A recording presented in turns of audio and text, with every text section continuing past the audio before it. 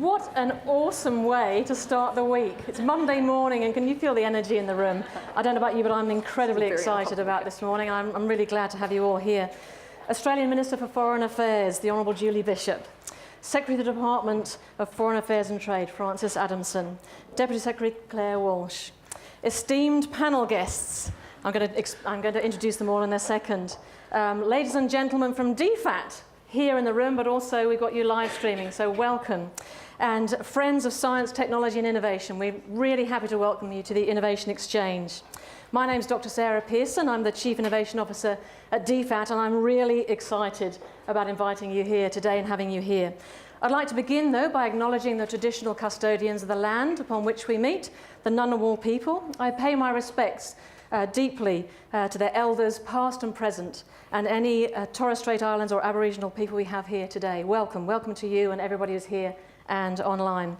It's a real honour to have you here, Minister. It's so exciting to invite you back to the Innovation Exchange, the fabulous place that you launched three years ago. Really good to have you back, especially during National Science Week, because there's such a strong connection between science, technology and innovation.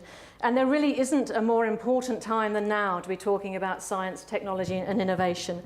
The pace of change, the pace of scientific discovery, the pace of innovation. The story I tell is it took 50 years for market penetration of 80% for the radio, 26 days for Angry Birds. Things are happening so fast, and we have to be able to keep up with them.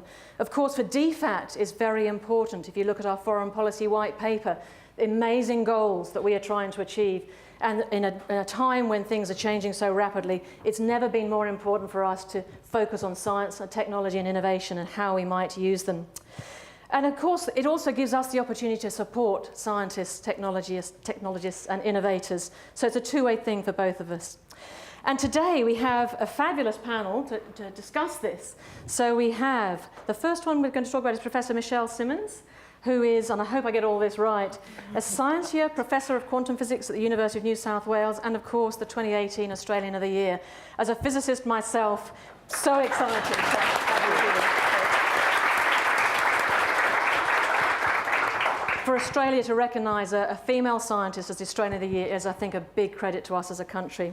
So Michelle's pioneering work is in atomic electronics, and this is going to be forming the basis of a whole new industry sector. So that's another thing I want to talk about today when we're on the panel. It's not just about the science, it's translating that and having an impact with it. And Michelle is certainly doing that. Our second panel guest is Professor Eleanor Huntington, Dean of Engineering at the Australian National University.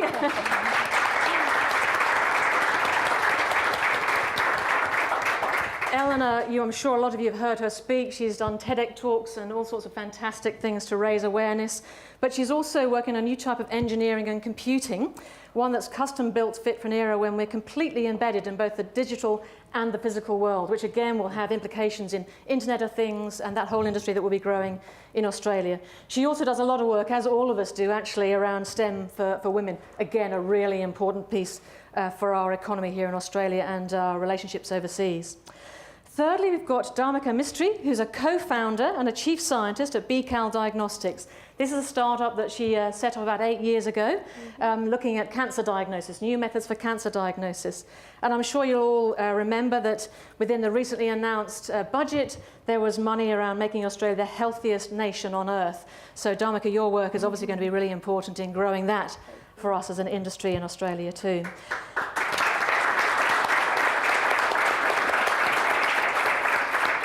And Dharmika is another awesome woman who has, for her excellence in research, been recognised with the award of New South Wales Young Woman of the Year in 2016. So well done at such a young age. It's fabulous.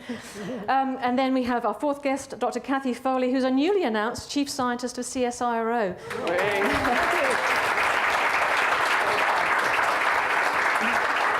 Massive congratulations to you, because it's a great spot for us to have someone like you with all of your experience and all the amazing things you've done in terms of advising government and industry over the years. So it's really, really great to have you here. But of course, we also have another fantastic woman who's going to come and speak now. I'd like to welcome our strong advocate for Australian innovation, science and technology, and a passionate supporter of gender equality, Foreign Minister Julie Bishop. I'd love you to come up here and formally open today's event. Thank you.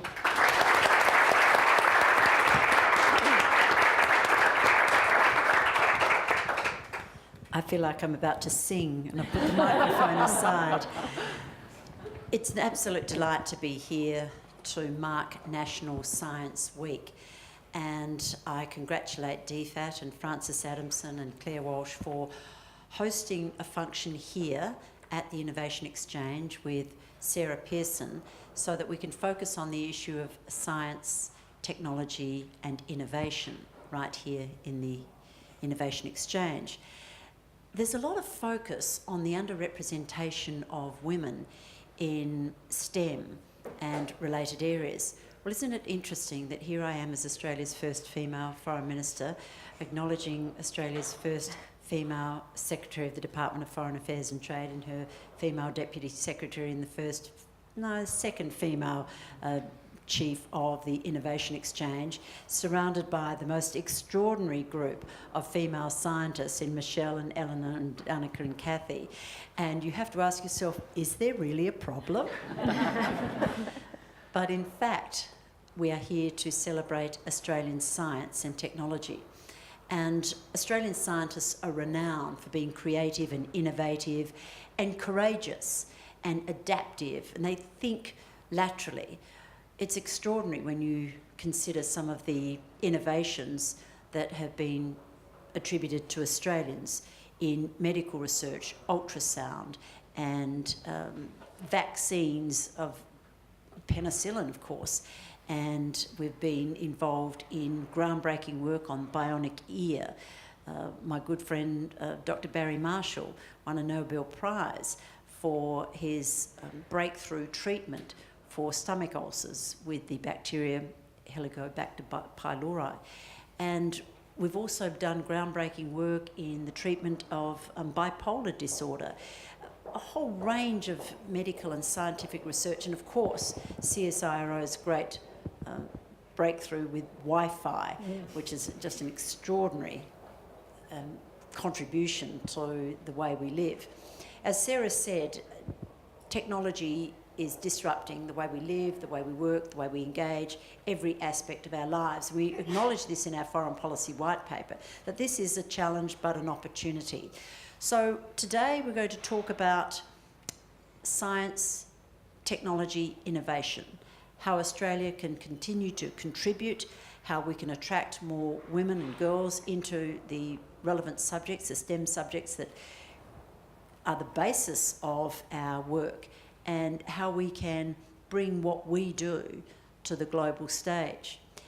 I'm delighted that Michelle Simmons is here because it really does send a very powerful message when the 2018 Australian of the Year is a scientist and is in a female and is in a new area of quantum physics, and the work that Michelle will be doing in that regard is so exciting, absolutely groundbreaking. The Innovation Exchange is an idea we came up with in about 2014, so it is over 3.5 years old. And I'd been concerned by the fact that we were investing a lot of foreign aid into countries in our region, yet it would appear that they were going backwards in some of the most fundamental socio-economic areas. How could that be? So it clearly wasn't about money, because the money was being invested. What were we doing wrong? Well, in fact, we just weren't being creative and innovative enough. We weren't thinking outside the square. We were delivering aid as we'd always delivered aid. We were doing things as had always been done. So we thought, well, what if we set aside some money, got a blank piece of paper and said, if we could start all over again, think of some intractable development issues, and what would you do differently to try and resolve it? Take some risks, think creatively, be courageous, and the Innovation Exchange was born. So we set aside the money, we put some of our best and brightest in the Innovation Exchange, we came up with a series of problems and said, okay, how would you solve it? Innovation Exchange, being innovative, said, well, we don't have all the answers, but what we could do is we could tap into some of these global challenges, you know, these hackathons and some of the international competitions for ideas, and put some of our money up as seed funding. it's grown and grown and grown. And now we have about 100 projects, over 100 projects in over 30 nations of the Indo-Pacific. And we are harnessing scientific and medical research and technology in the delivery of our aid. For example, we've got a fantastic program using drones to identify needs in the aftermath of a natural disaster. We're trialling drones delivering pharmaceuticals. We're working as part of the World Mosquito Program. We're working with the bacteria, Wolbachia? Yeah, Wolbachia, to see if we can eliminate dengue fever and Zika, and in partnership with other Australian research institutions. We're using video conferencing for female doctors in Pakistan to reach into rural and regional areas that just were not receiving that level of health care, using video conferencing. So time and time again, the Innovation Exchange is tapping into some of the most creative thinking and breaking new ground, which is what Australia is renowned for. So I'm delighted that the Innovation Exchange is hosting this discussion today. Francis is a huge supporter of the concept of innovation threading its way across the Department of Foreign Affairs and Trade. Think differently, think creatively. Don't do what you've always done because you've always done it. Come up with new ideas. And we've had some fantastic DFAT-wide competitions where we've asked everybody in DFAT, come up with an idea to solve a problem in your work area. And the quality of the thinking and the quality of the ideas has been nothing short of astounding. And I would love to see this across the public service. We are setting a standard. And it's been acknowledged. Where's our prize? I've lost the trophy. There you go. There's the trophy back there. We've been acknowledged for that beautiful trophy there, very innovative looking trophy. We've been recognised for embracing innovation as the core of our aid program. And now under Francis Adamson, you will see it across DFAT. It makes it such an exciting place to be. You're at the edge, you're doing things that others are not. Your ideas, your enthusiasm, your energy, your thinking will be taken on board. You have an opportunity to get your ideas into public policy, and I can't think of anything more exciting, particularly for young people coming into the public service, than knowing that their creativity will be recognised and appreciated. So, Sarah, we are just delighted to have you as the Chief Innovation Officer at DFAT. The fact that we have a Chief Innovation Officer within the Department of Foreign Affairs and Trade is noticed around the world, a very different thing to do, but also someone of your standing and calibre makes us proud to have you as head of the Innovation Exchange. So I now have to go back to Parliament. Day one after a 7-week break, I can tell you the in-tray is looking very full. I really wish you all the best for today. It should be a very exciting day, but more than that, it will be fun. You'll be empowered, you'll be strengthened, you'll be energised by what you hear from these 5 fabulous science role models that are here today. So enjoy, and let's keep celebrating National Science Week every week of the year. Fantastic.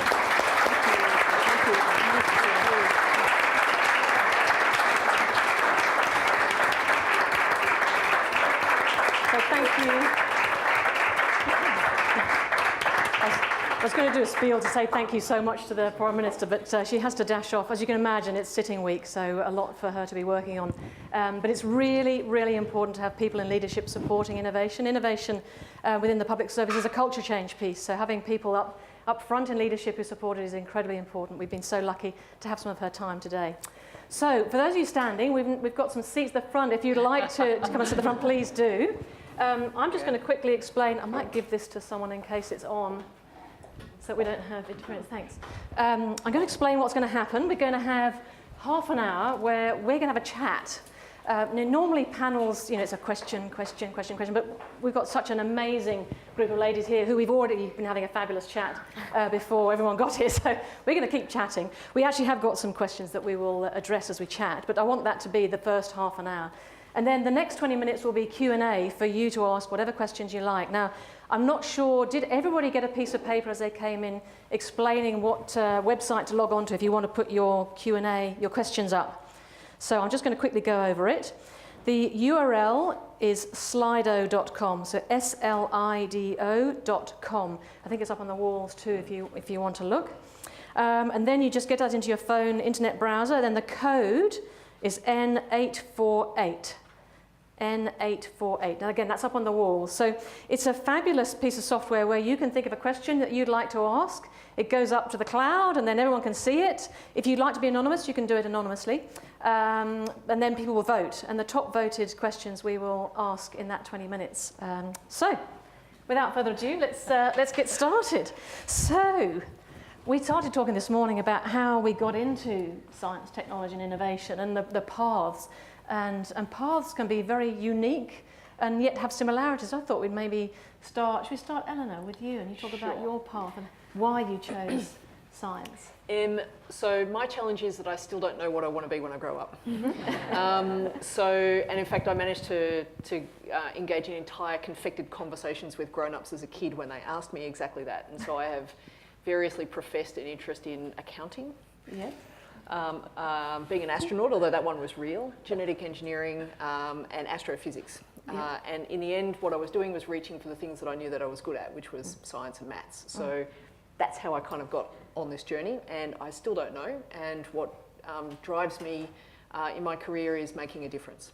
So I'll just keep doing that. Yes. You know, what's interesting is that a lot of young people, they're asked what do they want to do and what can you do with STEM, and yet really you can do anything with STEM, which is sort of what you found. Correct. Yeah. So Michelle, do you want to talk about it? Yeah, so I think I would have had a fairly traditional upbringing, but I realised, I think at the age of 13, I remember very distinctly sitting on the school bus, going to school thinking, I really love physics. I really love it. I just want to do physics. And then people have asked me why, and I think it's because I always like to understand the way the world works. And I figured out that I loved English and I loved history. I think I like to describe things in words. I love to understand it mathematically, and the power of those two I found amazing. But then as I've got older, I've actually found design and visual understanding of the world has come into that. So for me, it's like being everything that I love in one subject, but really trying to understand things and create new things. That's what's really got me into it. Yeah, fantastic. So you've demonstrated that you can think of one thing, but then these other things get joined onto it, like a snowball. Yeah, just following what you really love at any one time. Yes. That's what I've really found is, so I never knew what I was going to be. I never knew where it would end. But every stage, just following what I love. Following your passion. Yeah. So Dharmika, have you had the similar experience, or what's your experience been? I think so. It just came naturally, science, especially biology. That was my favourite, and I think it's just about understanding how things work again, but in the human sciences. And it was also problem solving and curiosity that got me there. So I was always like that as a youngster, and then it just amplified, and then science was a perfect fit. And by the time I got to the point where I was like, oh yeah, I think I'm really good at this and I enjoy it, it was one of those things where I understood that, and it took me a while to understand how powerful it was to be in science, but I knew that at least I could contribute something to the society, and that's pretty much what drove me to stick with it. So that's another thing that's coming through is the contribution, wanting to have an impact. And what can you do with your science to have an impact and change the world? And I know, Kathy, you've done a lot of that. So what was where did you decide that science was for you? I think it was when I was going to be a school teacher, and I actually trained, got my dip head. But it was when I was at the end of my HSC in schooling. I've been coming from a Catholic background. I was sort of had this great Catholic guilt, which had this requirement to save the world in some way. And I was working with Mother Teresa nuns in Burke at the end of my high school. Everyone else was going off to schoolies, and I went to Burke. And I found it incredibly frustrating of working at the coalface, which is really important. People need to do that. But I wanted to change the system. I found that science was my pathway to do that. Apart from the fact I can't spell, write very well, all that. You can learn.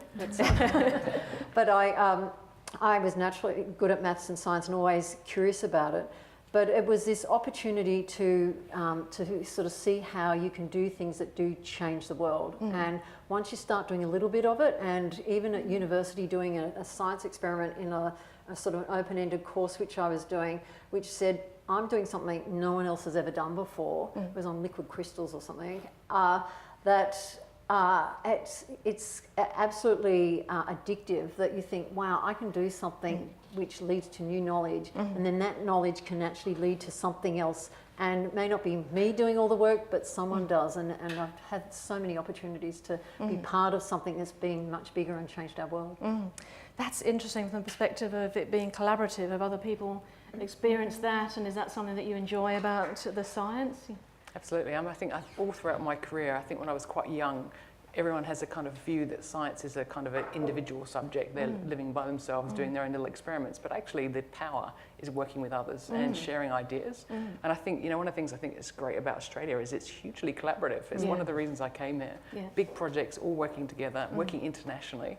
And it's that, getting ideas from other people that's really quite powerful.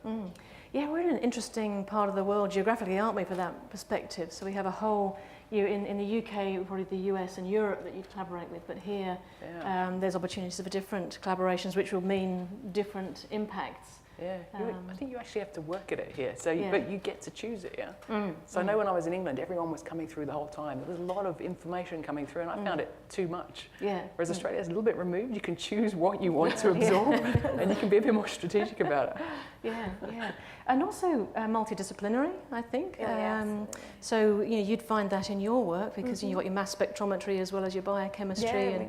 We need software engineers, we need engineers, like we need everybody across the board, and people that have different skills and the ecosystem, as they call it, the STEM ecosystem, has to be in there helping us because we can't do it on our own and we're resource limited. So, which is something I think we forget about when we think about people doing science. We forget that actually it's great. You can specialise in one thing, but then you actually get the opportunity to work with others as well.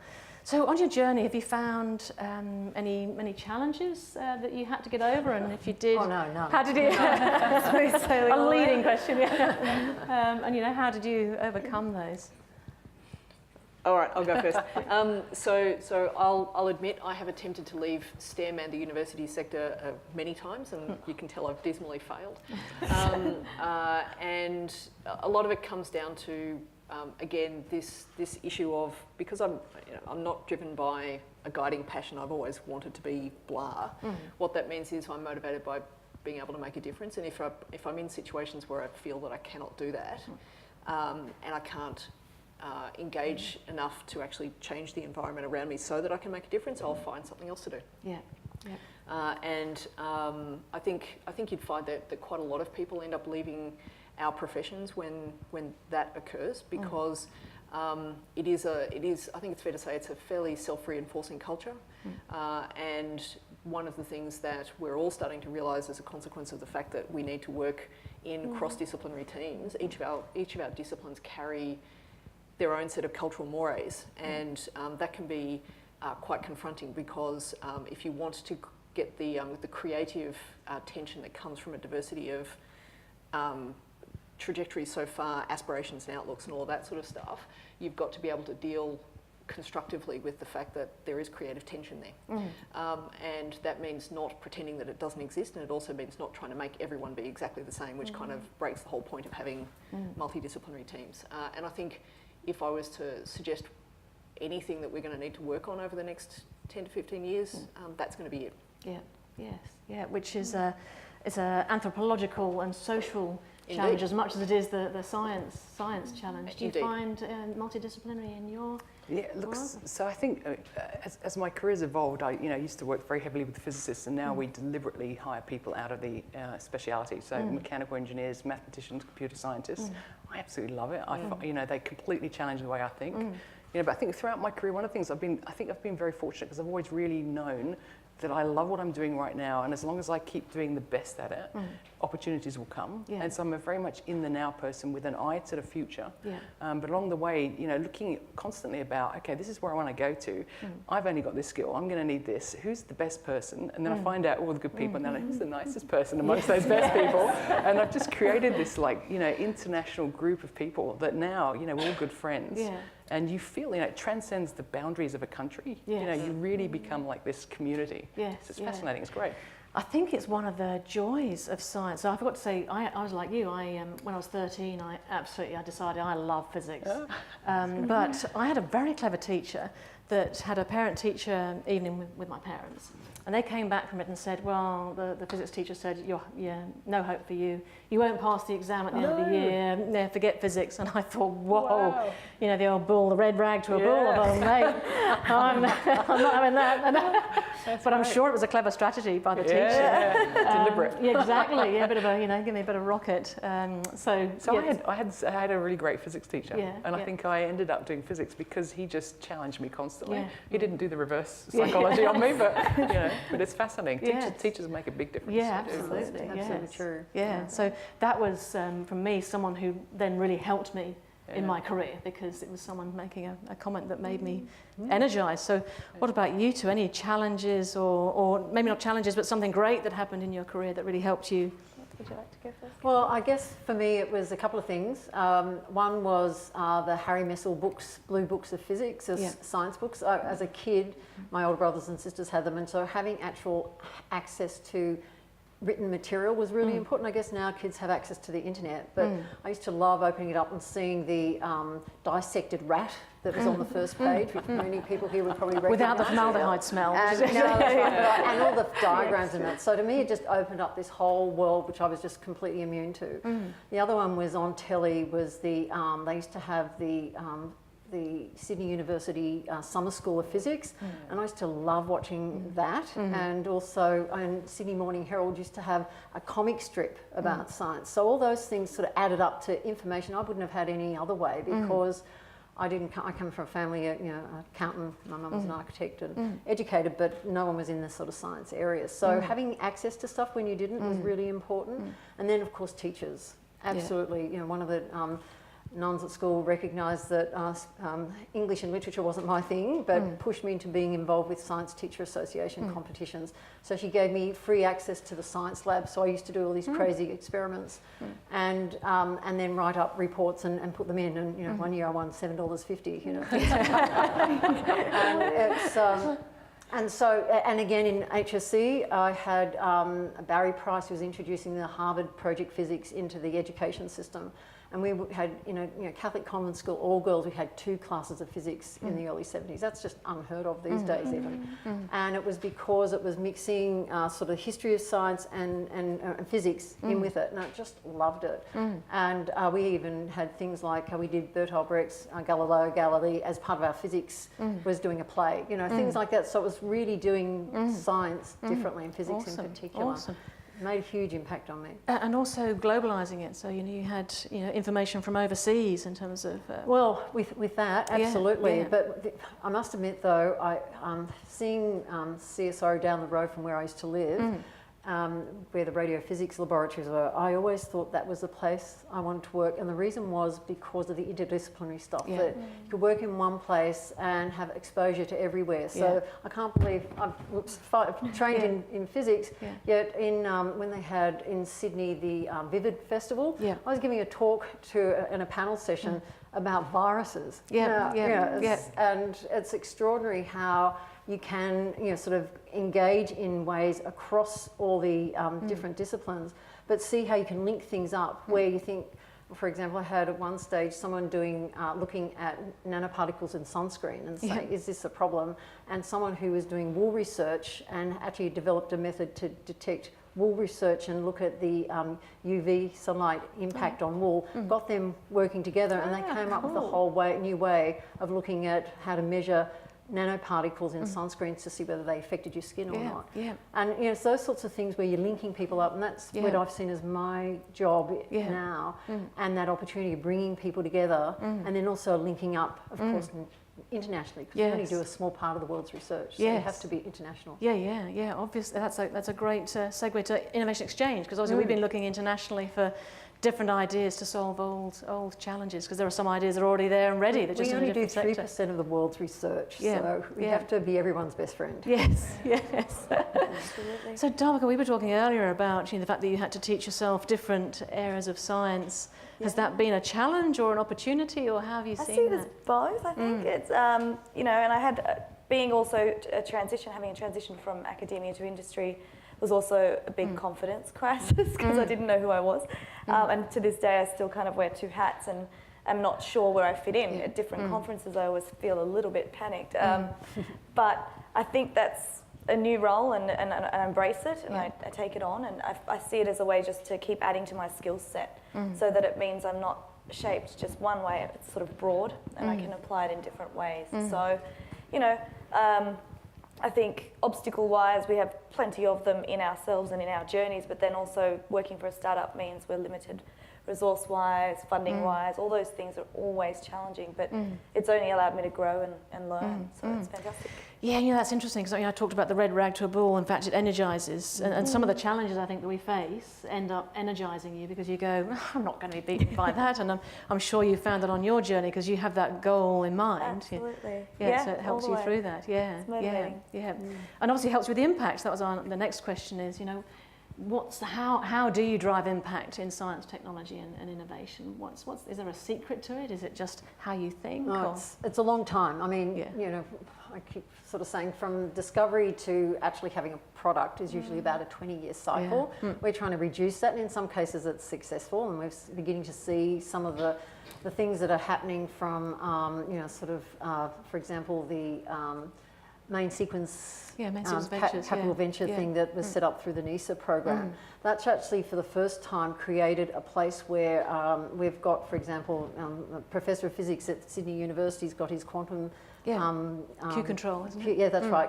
Where they see that as going to be a really big thing, and investing in that and helping that go through and accelerate faster. And there's example after example of that. And as a consequence, what we're beginning to see is some of the things that have been happening in the last probably 5 years, a real shift from the researchers in Australia being here, industry being there, and never the twain shall meet. And it's getting to a point now where, for example, who would have thought a top physicist in University of New South Wales also is now an entrepreneur with her own company, a quantum computing company. And I know for myself too, seeing things go through that 20-year cycle, and we only have about 2 of them in a career really, is unbelievably uplifting when you see my work has led to something, like in my case, developing electronics that can detect mineral deposits. And it's been able to contribute to the economy by discovering billions of dollars worth of mines. And we don't get any of the personal return from that because it's part of creating a successful economy. But knowing that you're part of the system that's contributed to that is really affirming. Yeah, it's fabulous to have that opportunity. Well, so I have to admit, one of the things I've been amazed at in Australia is how fantastically we perform at the research level, and how, in terms of impact, I think internationally we're having a massive impact. So we had 2 schemes that I really think made a big difference in Australia. So they set up, the Australian Research Council set up a Centre of Excellence scheme and a research fellowship scheme. And that's allowed young people to lead at an early age and to work in these highly collaborative, international, ambitious teams.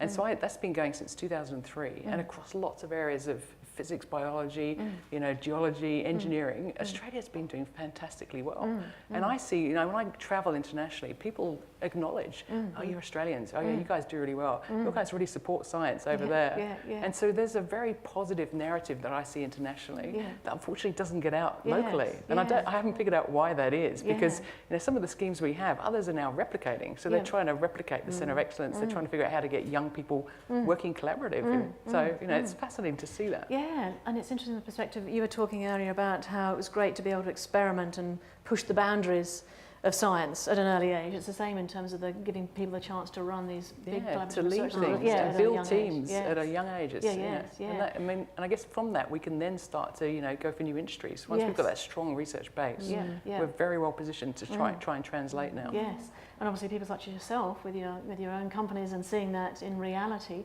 How have you found that, and what's helped you? Oh, look, fundamentally that strong research base, that collaborative nature. There is that kind of Australian sense of giving things a go, which I absolutely love. But just the culture, it's that kind of, at the same time as being collaborative, it's highly competitive.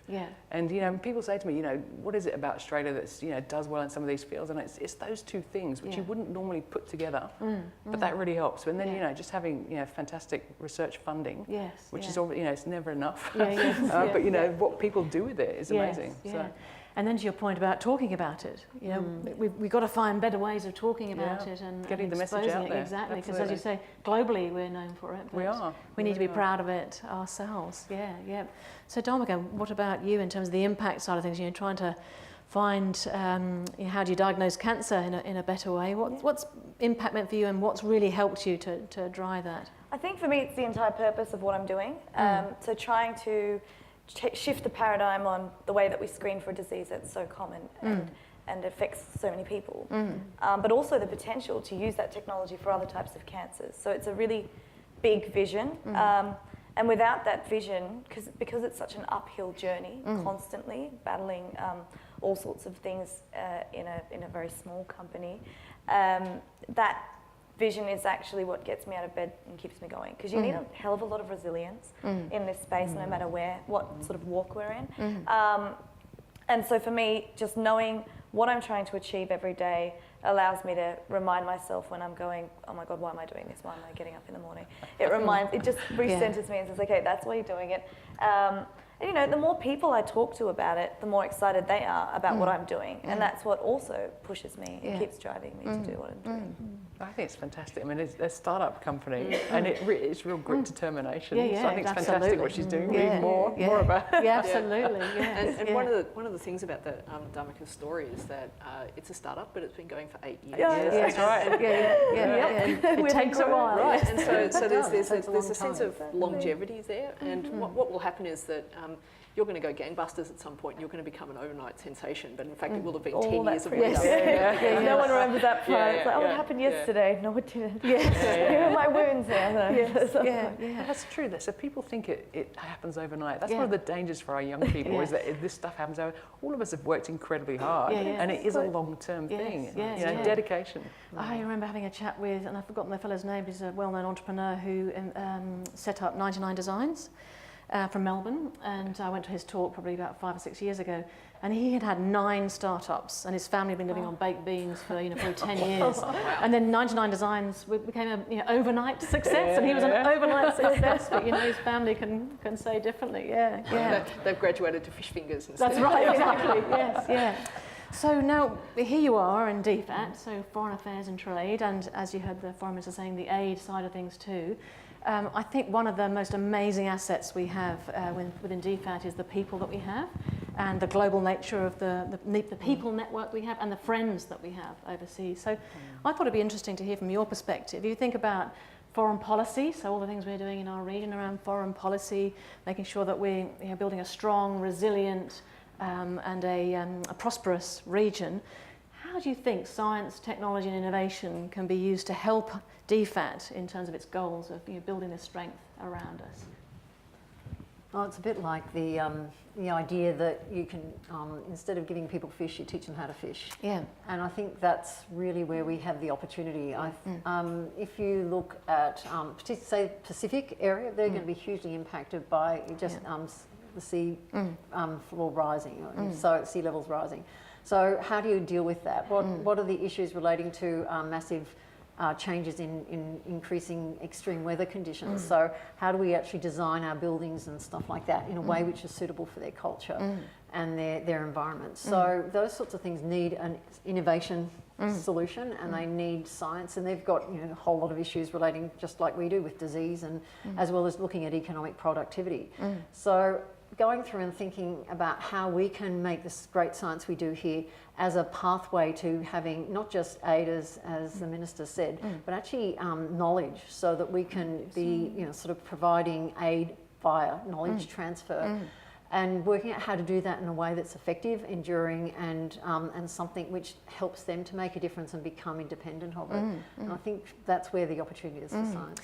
Oh, and that's interesting. I imagine there's several ways of doing that. One is collaborative research. We've been talking about collaborative and global, so that's one way of doing it. And then the Prime Minister this week spoke about universities and their role in terms of building that strong relationship, because you have all these international students.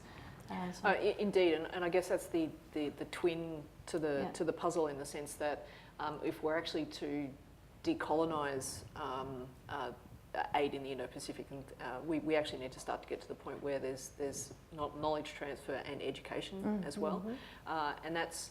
I mean, it's how our impact as a nation scales. It's also how we create a safe and prosperous region around us, and that's going to only become even more important as we move into the future, because people these days don't talk so much about Asia and the Pacific so much as the Indo-Pacific, and that's going to become more and more important, in the sense that we're going to need a tightly knit and stitched up region around us in every direction, and that has to be more than where we've started with the Innovation Exchange. We also need to start to bring universities and education into that. And if you look at the first vision for the Colombo Plan, not the reverse Colombo Plan, but the Colombo Plan, that was part of what that was all about, and it's worth thinking about what that looks like as we move into the future, I think. I think the other is too, that if you look at where as scientists we tend to collaborate, USA, Europe, growing with China, we don't have, and a little bit with New Zealand, but it's got an amazing innovation and science sector. But we don't so much with Fiji, Pacific Islands, and say Indonesia, and our real near neighbours. So one of the things that would be really interesting is to rethink how do we actually do things, so that when we have, say, major events such as big conferences, we think about having diversity aspect to it, but maybe we should be also looking to say, how do we have a regional aspect to it, so that we work out ways to bring our neighbours in, so that, because it's those meeting points that create the collaborations. Yes. And I know that what might be old equipment for us, because we're sort of really on the cutting edge, might be gold for another organisation in a developing area. So, thinking of new and novel approaches would be something that is there for the taking. Because innovation is an impact sport. It's all about colliding and meeting, meeting people. So, I mean, the Women in Physics. I mean, that's going to be really exciting, and I think that might be a nice, say, pilot to see if we could do that. So the audience may not realise that we secured in 2020 the International Women in Physics Conference, which brings a whole lot of women and men from all around the world, from about 80 different countries. We hope to even do more. And they come here, and it's run by the International Union of Physics and Applied Physics, and it's just trying to boost the engagement of women in physics and in STEM in general. And it's been going for some years now, and it's run every 3 years. But the thing that's really interesting is that our engagement with Department of Foreign Affairs has said we want to be involved with this, particularly for the Pacific nations. And the idea will be to bring women here in particular, who we can then set up mentoring programs with, because now we've got sort of internet, and the thing that's really great with a whole lot of developing nations is they're leapfrogging on their technology, so they're able to connect digitally, and so the whole opportunity of engaging with them in a way which we haven't done before, and creating a process to make those connections, I think will be enduring, and also starting up that thing from mentoring through to collaborating through to even sharing opportunities, which means we can extend those collisions. And from my perspective, foreign policy is the same. Foreign policy is about collisions. It's about the relationships. So it's all sort of supporting all that. And then of course there's the trade perspective. So from your perspective, I imagine you'd love to go global with your idea, your startup. How do you see Department of Foreign Affairs and Trade? How do you see us helping you with that? We need help with specific regions. Obviously, places like China, which are largely fragmented, and we don't have a base there, and we can go out and try and find our collaborator or person that we want to get help from. But it would be great if we could keep that here and have someone here or there that's Australian-based, Australian, and can help us retain our ownership in the way that we do things, or keep it Australian is the hard thing to do when you've got this sort of technology and you're trying to expand it globally. We think Australia is the perfect incubator to do the initial product launch and the perfect place to launch the product. But we can't ignore all the other big countries around the world that we would love to be in. And I think when it comes to getting there, it's not always easy, I've learnt, because I definitely didn't have any networks, and some of the people I work with still, we're still learning as we go along. And I think for us, we just need assistance right there to get to where we need to be, and we want to keep it homegrown is the key issue for us, not losing it and taking it away and then it disappears. And another thing is how to access more money. I mean, I don't know, I imagine you're going to need quite a bit of money down the track in terms of building, building the quantum computing industry. Well, to be honest, I look at things in a slightly different way. So whilst I worry about that, and I have to worry about it, I think one of the things I think we undervalue is that international community. So scientists, science is a universal language. It basically means that there are a group of people that transcend national boundaries. They have to work together collaboratively. We all know each other internationally. And so for me, I see that as a force for good. It's a resource. It's very diverse. Lots of different cultures, different ethnicities, the whole thing. It's really quite a fluid situation. And I think if you look at how can we tap into that, that's what I think. So. Being Australia of the Year was fantastic because a lot of my colleagues internationally are like, wow, Australia really values your scientists here. And I think, in the best of worlds, it's a kind of a peer-reviewed system. We all look at each other's papers. We all try and be, as balanced as possible. But the reality is, if you're reviewing something from another country and you're reviewing a paper from Harvard as opposed to, Coventry Poly in the UK, it makes you think of things. It makes you think slightly differently. And scientists do their best to not, not be biased in any way. Just look at the science. But if you have a country that goes out there and actively promotes the people that are within it internationally, and does that in a way, so for example, recently I was at the Royal Society and they had 7 Australians were made fellows at the same time. Wow. And I was thinking, God, this is amazing. And so, one of the things we could have done, just a little thing we could have done was have a meeting with the embassy there, invite some of the scientists that we know in the UK to that meeting, and they would have gone, these Australians really, they look after and they acknowledge their scientists. So simple little things like that can make a big difference, I think. Yeah, I think it's a great opportunity to bring the two networks together, isn't it? So you've got this global, this international science, technology and innovations network that all of them come together, and then we have our network as DFAT. So bringing the two together would be really quite powerful. I think if you looked at most active scientists, they are far too high on the Qantas level of status because you do spend a lot of time flying around internationally.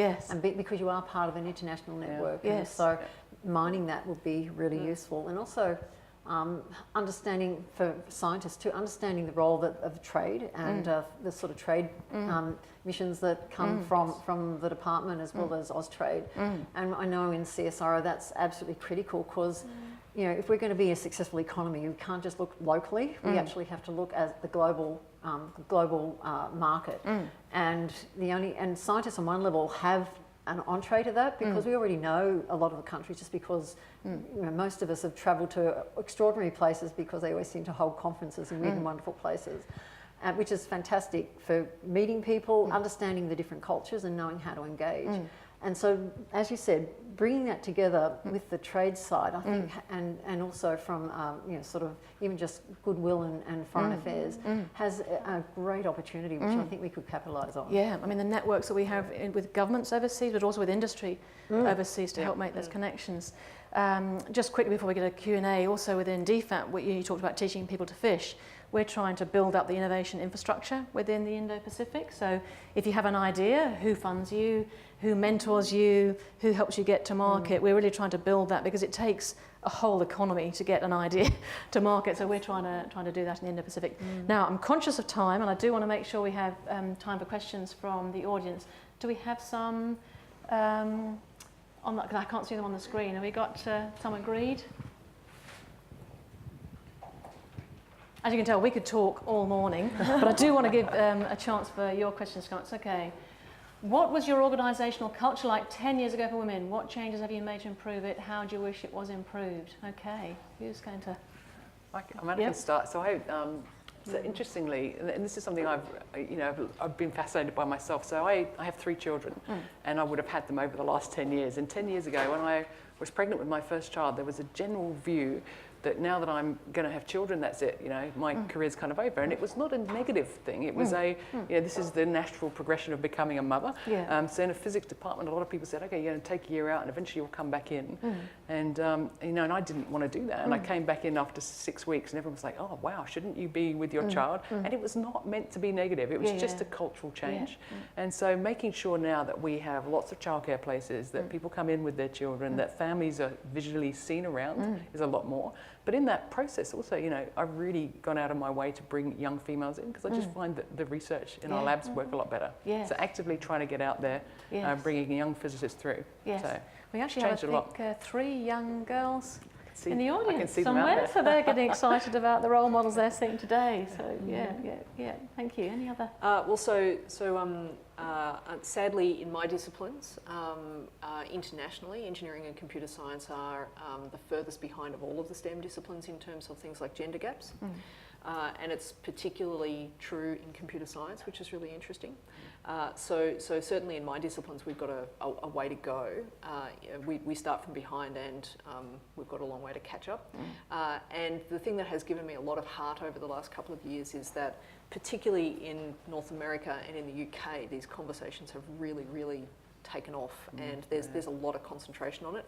In fact, I've just come back from a meeting of the Computing Research Association, which is a collection of all of the heads of the best computer science departments in America meeting with government and industry, and they ran a session called Stop Driving Women Out of Computer Science, which was actually chaired by a man. So the conversation is evolving, and the fact that we are talking about it says that I think it's fair to say that in our disciplines it's a little uncomfortable at the moment, but the fact that we are talking about it is a big step ahead compared to 10 years ago. What's the perception? Why are women leaving? Do they have any idea? It's this issue about the self-reinforcing culture, and the fact that there are ways of engaging with people and interacting that just are not necessarily welcoming to people who are not naturally of that personality type and want to interact that particular way. So it's how they interact. Yeah, a lot of it is. I mean, I'm looking at your whiteboard. It says values and behaviours. A lot of it is about that, and it's not conscious and it's not deliberate. No. I'm surrounded daily by wonderful men. Yeah. Mostly men. Yes. Yeah. Sometimes I describe it. It's like it's a sport. Your career is and the culture is a sport, and it's set up for certain sports that work really well for men, and as women maybe we need to change the rules a bit, which is where I love the startup side of things, because in a startup you set your own rules. I don't know what you've done in terms of culture around women in STEM. I guess the biggest one is 10 years ago I was still finishing up uni, so I can't comment on the organisational culture, but when we built BCal up, again I was surrounded by male mentors, which has been wonderful. They've been absolutely pivotal in my journey, but I think it's about harnessing their intelligence and knowledge and all the things and learning and being proactive about all of that, but also staying true to who you are. And I know that sounds really fluffy, but I think I don't completely change my personality to fit what they're doing, but I do, being assertive has taken a lot of practice, especially when you're insecure like me. Well, am I a scientist? Am I in industry? What am I doing? So it takes a bit of time, but I've got there, and I think I'm still learning to break those molds around confidence. But it's an evolving process. I think it's never just going to be overnight. No, it does take time.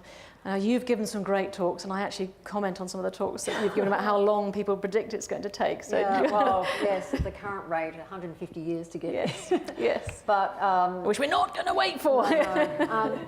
I think, look, it's hugely complicated because we are so, I say this regularly, what's the first thing we look at when a baby is born? And it's what gender is it?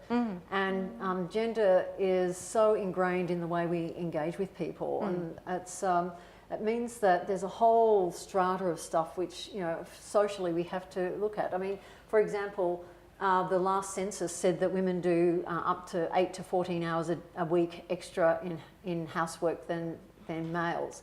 So that means that women don't have as much time, and as a scientist, usually you write your papers up and do that, sort of it's kitchen table work, and it's done at night time.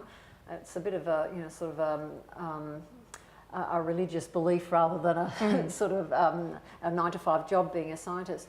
So that means women immediately don't have as many hours in the day to do that, just because there's, most women are still, doing it to some extent, do it to ourselves, where don't necessarily share all the equal parenting, they don't necessarily share all the social secretary of life, and it's and so there's there's that aspect of it. So just not enough hours in the day. The second is just the whole culture, I think, at the moment, where we have created this wonderful culture where there's lots of childcare, there's lots of opportunities for women to make differences, but I think we have to be really careful that we don't therefore expect that that there is only one pathway. And I think, as Michelle said, that if you have children, that you end up having a 12-month maternity leave. Some people will, and that's really important to them, but some people won't. But we have to be able to accept as women to not give each other a hard time that you've only had 8 weeks long maternity leave. Well, I had 11, so that sort of thing. And just to let everyone know, my kids are in their late 20s and they've all grown up from 11 weeks long daycare, and they're all normal, human, active individuals. So the experiment works. So do whatever works for you. But I think that there's a whole lot of social things there. And then you look at the unconscious bias, and I think it's fantastic. The SAGE program that's been set up it's going to be really interesting to see what comes out. They've gone through doing the evaluations from each of the government. I think it was something like 40 different organisations put in for it, and to see how they're tracking to get a bronze award for whether they're doing the appropriate things to try and manage diversity in the workplace.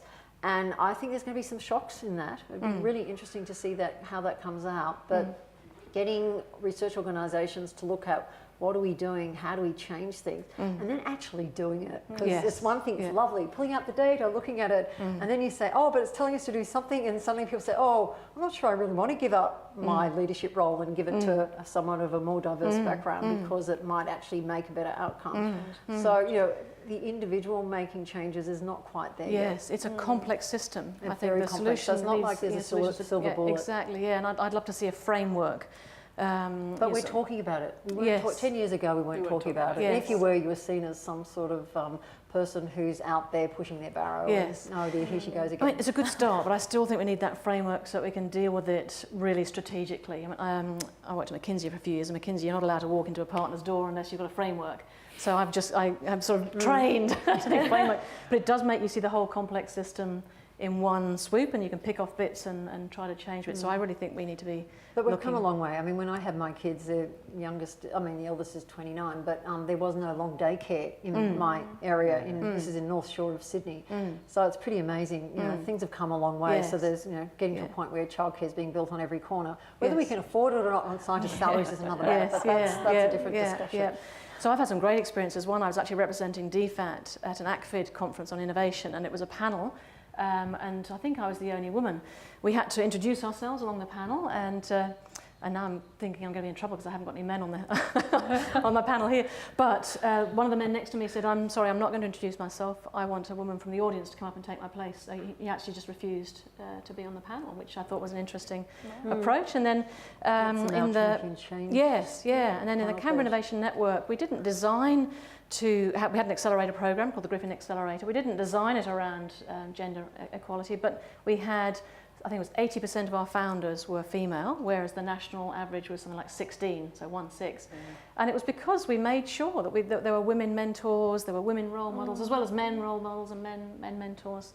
Anyway, we could probably talk about that forever, and I think we are running out of time. We might do, let me see, by that role of government, we'll wrap it up with this question. What role do you think the government can play to assist better participation by women and girls in STEM?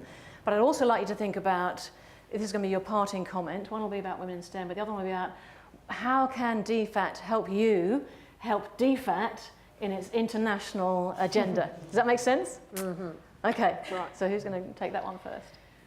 All right, I will pull up my standard soapbox and point out that STEM is an acronym, it's not a word, and it's all too frequently used as a word these days. And if you look at the S and the M part of that are science and maths, and they are about being motivated by discovery. Technology is about making things, and engineering is about solving human problems to make technology using your mastery of science and maths. And what that means is that all of those letters come with different motivations, and if we are going to genuinely fundamentally change the way that people think about going into these careers, what you can get out of these careers, what your sets of aspirations are, I think we need to be more refined about understanding what all of those different motivations are. Good point, yeah. And what about is there any way you can think that DFAT can help you help? Bugger, I was hoping you No, I'm not going to do that. So how can DFAT help me to help DFAT? I think I would go back to some of this commentary around the strengthening our region, and I really think that if we are going to genuinely do this, then we need to think carefully about the long run, not very interesting stuff around education. Yeah, excellent, thank you. So the STEM thing, one of the things I've been fascinated about this year, I've been talking a lot to high school and primary school, particularly girls. And one of the things that I hadn't realised is that they are actually, there's a bit of a backlash to STEM, the actual acronym STEM. Yes. And their view is this is a thing of your generation, not of ours, which is quite fascinating. Yeah. So they're kind of getting a bit resilient to it and not wanting to hear it. So I think one of the things I've learned in talking to them is that they're all worried about what they're going to do. And a lot of them, they've got so much diversity of what they can do now compared to our day, that they're all worried about they're going to miss out on something. Yeah? And so one of the things I've realised is it's talking to them about skills and picking up skills. And it doesn't matter if it's in science or maths or engineering, or if it's design or playing an instrument or whatever it is. And so one of the things I've realised is that for them, they just want to know that things are going to be good. If they make a choice now, it's not going to disadvantage them. And so really focusing on making, careers where there's lots of skills they pick up along the way. They don't have to commit to something too soon. That's something I've really learned from talking to them. And the flexibility that science, technology, engineering and maths can give you, because they're going to have 5 careers by the time they're 40 and 17 jobs. So. Except, one of the things I have realised is that there are skills that they should just have. So I'm a big fan of making coding compulsory in schools, because everyone needs the code. I mean, there are certain careers you don't need it, but in pretty much huge numbers of careers you're going to need it. So my sense is I don't want them to miss out on those skills in new technology that's coming. If they like technology, they've got to get in there and do that. Great. So now the next question. Yeah. So this is, for me, it's an interesting question. So that that whole international community of scientists who are now, a lot of them are looking at translating to companies. I think DFAT can help by creating international forums where Australia leads them internationally. So at the moment we have this idea we have to lead a conference here. I actually think going out to different regions, leading conferences where we're seen to be the ones that are the leaders, and then bringing in the experts to the field to us. Again, giving them that sense that Australia's on the front foot, doing something differently, and is ahead of the game. That's a good idea. Yeah, thank you. Danica. I guess for me, when I was at school, I didn't quite understand all the disciplines of science and where they were going to take me, because I didn't have parents that went to university. So I think that's really important, understanding the fact that science can be applied in so many different ways. And I jumped into industry thinking that a scientist should be following a certain trajectory and not knowing whether I was doing the right thing. So that for me is really important. So I don't know whether that's in the form of storytelling like we are today, or role models, which is all very cliche, but I think it's important to break down those questions, I suppose, that are around science, and I'm only talking about science because that's all I know. And with regards to the DFAT, for me, again, as a small startup, very limited resources, we have 2.5 people, and the rest we leverage off collaborations. So having some sort of grant or innovation based something, I don't know, like an exchange program perhaps, with our collaborators would really help, because we're always running around trying to find the funds to go and see them and get the next project underway with them. And we've had strong footprint in the USA. We've worked with people in Ireland. We've brought a lot of it back home now, but we still have collaborators far away, and accessing them and being able to see them regularly is a tough gig.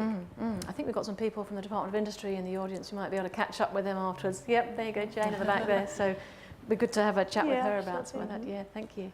Kathy. So I think from thinking from government role is at the moment we're still a bit siloed. So you've got the university sector, you've got government labs, you've got state labs, and then you've got industry. And there's a whole lot of structural barriers. So for example, if I worked in a university, I'd lose all my entitlements and I'd have to change superannuation. And universities have superannuation here and government labs have superannuation there.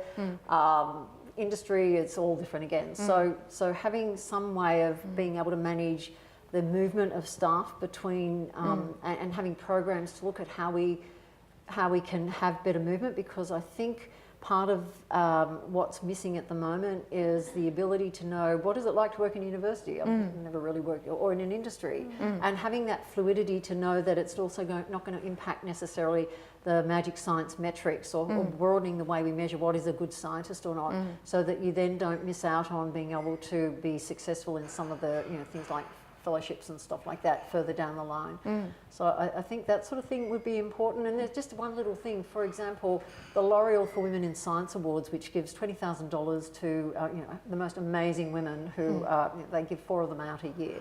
And they can use that for childcare, but it goes to their institution. And so if and be managed through them, but they have to pay fringe benefits tax on that. So suddenly it's it just makes a complication, so that then the organisation's not very comfortable about that, or it's an extra burden to that research, to their research dollars, so that suddenly something which was a great opportunity becomes a real difficulty. So that's just a really nice example of, or an unfortunate example of, where a great idea doesn't quite fit because we haven't got all the things in place. And then internationally, I think all the things that have been said have been great. And I suppose one thing which would be really good is, as Australia, we need to probably be a little bit more comfortable with saying, great to compete nationally in terms of state to state, because we are a federation.